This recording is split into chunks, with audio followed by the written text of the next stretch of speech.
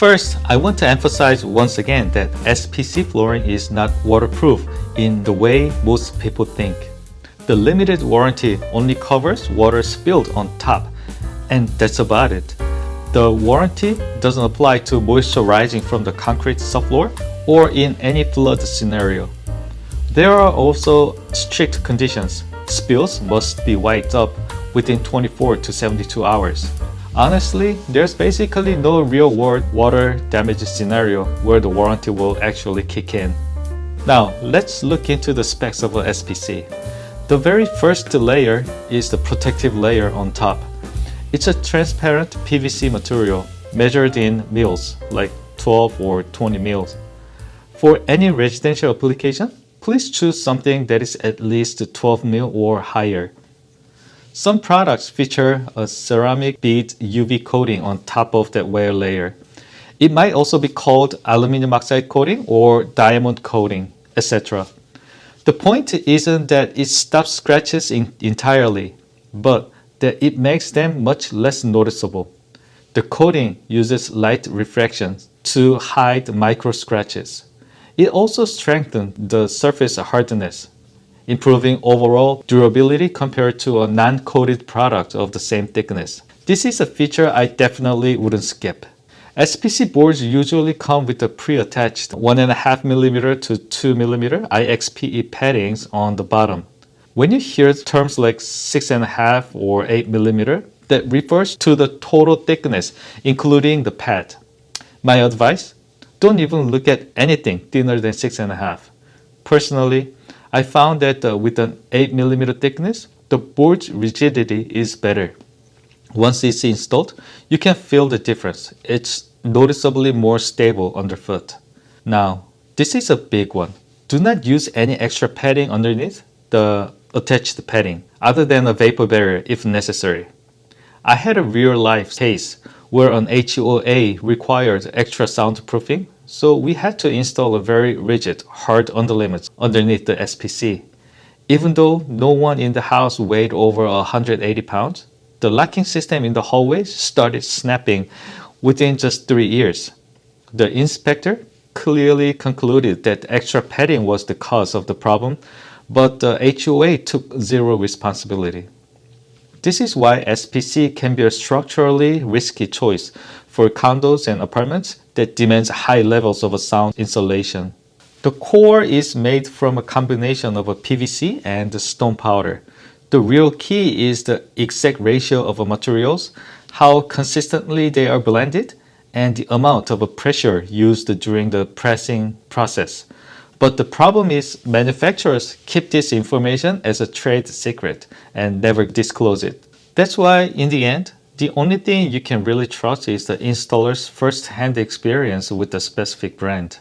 The higher the stone powder ratio, the heavier and the stiffer the board gets.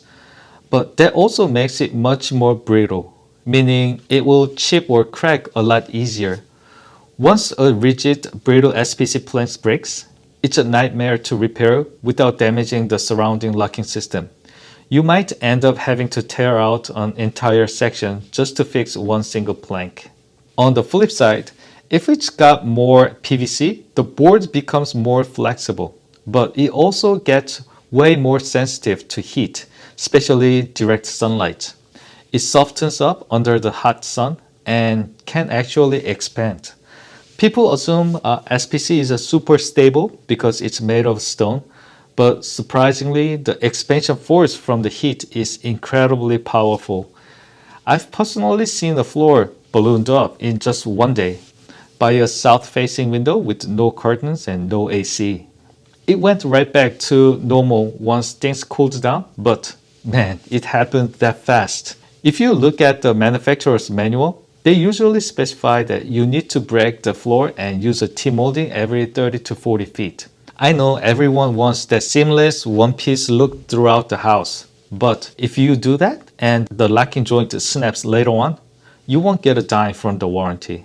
The first thing inspector will do is to point out that you didn't follow the transition guidelines and then shift all the blames onto the installer. The idea that SPC doesn't move because it's a stone is just marketing. In reality, think of it as a material that breathes depending on the temperature. Now, the most fatal weakness of SPC is that the super thin locking system. I am measuring the thickness of each board and the locking tongue myself. The first board measures 8.04 millimeters and the tongue is 2.09 millimeters. The second board measures 6.43 millimeters with a tongue thickness of 1.94 millimeters. The third board measures 8.00 millimeters and the tongue comes in at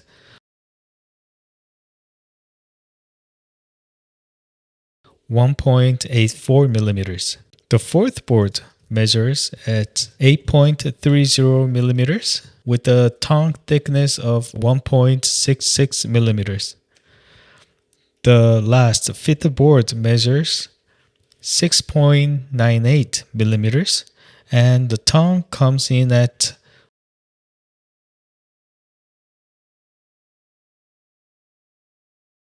1.40 millimeters. As you can see, some tongues on 8mm boards are actually thinner than the 1.94 millimeter tongue measured on a board that was only 6.5 millimeters thick. I can't stress this enough. The locking is so thin that your subfloor prep has to be flawless. Most manufacturers require 3/16 inch over the 10 feet or 1/8 of an inch over 6 feet. But even when you meet those specs, you still see issues. A tiny lip of just a 1/16 of an inch right at the joint can be fatal for these locks.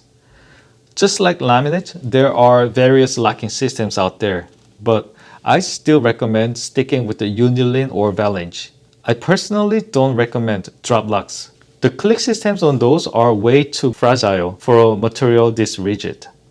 Now, let's talk about something that hasn't been discussed enough: the environmental hormones.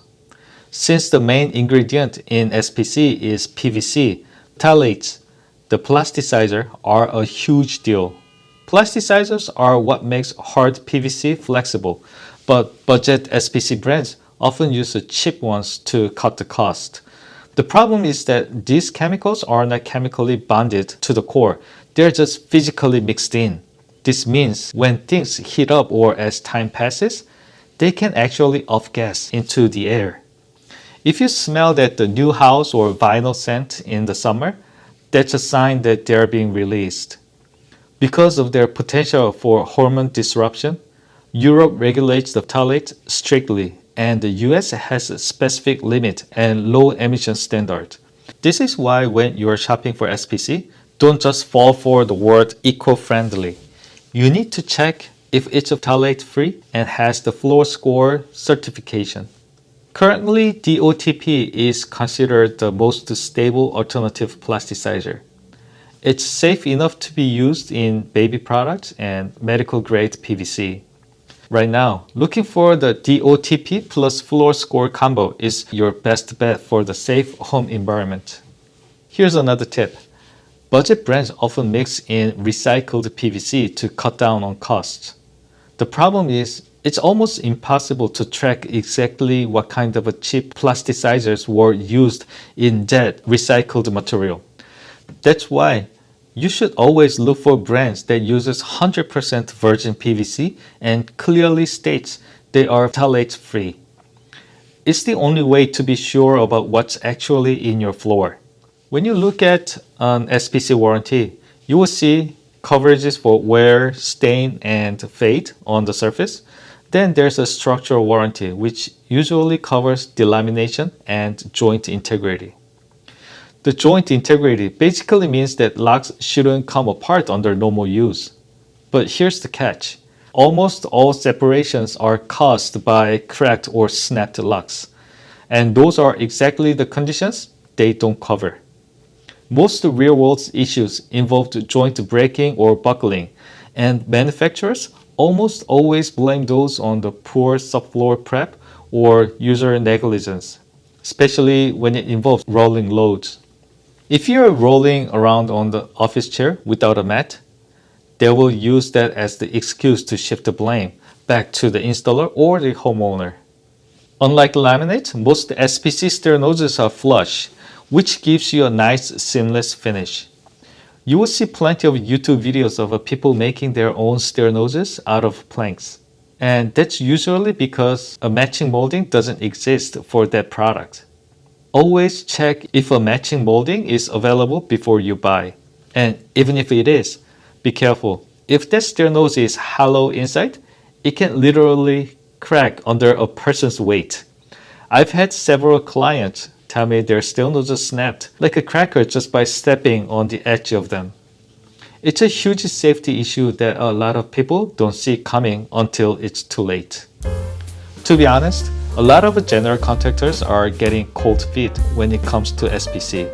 The installation method is similar to the other floors, but the consistent claims and the way manufacturers blame the installers for everything has made people nervous. From my experience, SPC is an incredibly sensitive material that only survives in an environment with a perfect subfloor flatness and strict temperature control. And it doesn't stop at installation. It requires a high level of care from the user too. Honestly, it's a lot more demanding than most people realize. I actually have SPC in my own home, and compared to the laminate I had before, it feels much more high maintenance. That's why I usually recommend laminate instead, especially for the rental properties. And if you're planning to do it yourself, I'd honestly tell you to stay away from SPC. I started this video to show you how to read the specs, but it turned into a bit of a warning because this is the reality on the ground. I'd love to hear your thoughts and experiences in the comments. I'm Andrew, a flooring contractor here in Southern California. Coming up next, we'll be breaking down the specs of engineered flooring. I hope to see you there. Thank you for watching.